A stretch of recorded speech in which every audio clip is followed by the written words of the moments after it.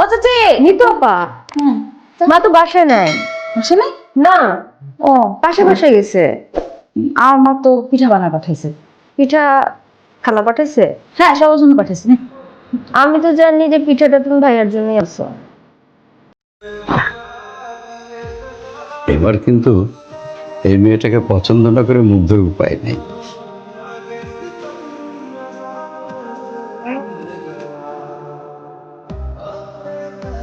মন খারাপ?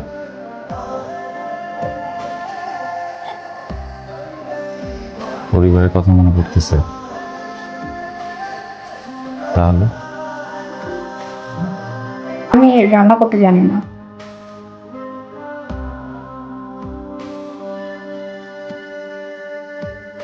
সমস্যা নেই,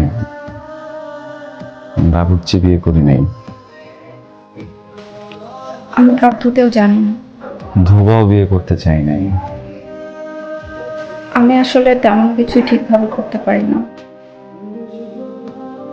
ছোটবেলায় মা মারা গেছে তো, বাবার কাছে থেকে তেমন কিছু শেখা হয় না।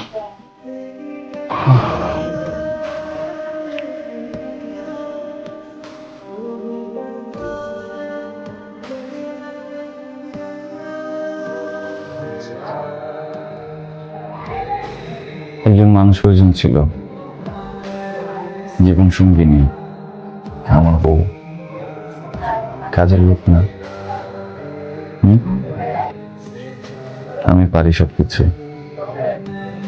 অফিস শেষে করে দিব না। তুমি ভালোবাসতে পারো?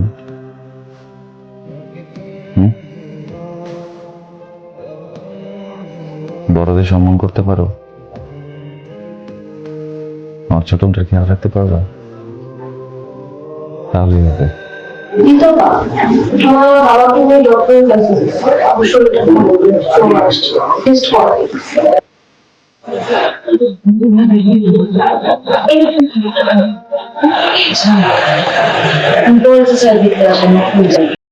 আমার ভালোবাসা একদিন সে ঠিকই বুঝবে। কবে বুঝবে, কিভাবে বুঝবে, এইসব নিয়ে কখনো ভাবিনি, ভাবার প্রয়োজনও কখনো মনে করিনি।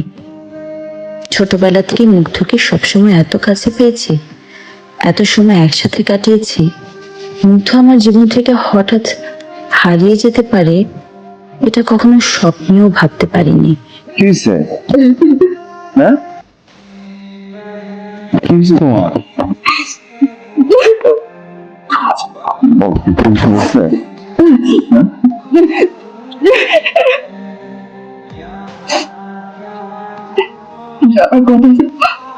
আর একটা কথা রাখ, তুমি আর বিয়ে করে ফেলো। কি বলতেছো তুমি? তুমি দেখলে না, ডক্টর ঠিক বলছে আমি কোনোদিন না হতে পারবো না। আমি তোমাকে কখনো সন্তান দিতে পারবো না।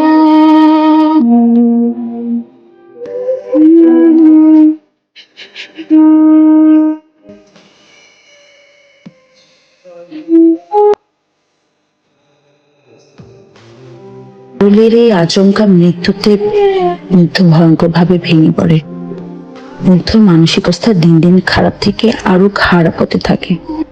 মারে, ওরে তো ভাত খাওয়ানো যাইতেছে না, ওষুধও খাওয়ানো যাইতেছে না।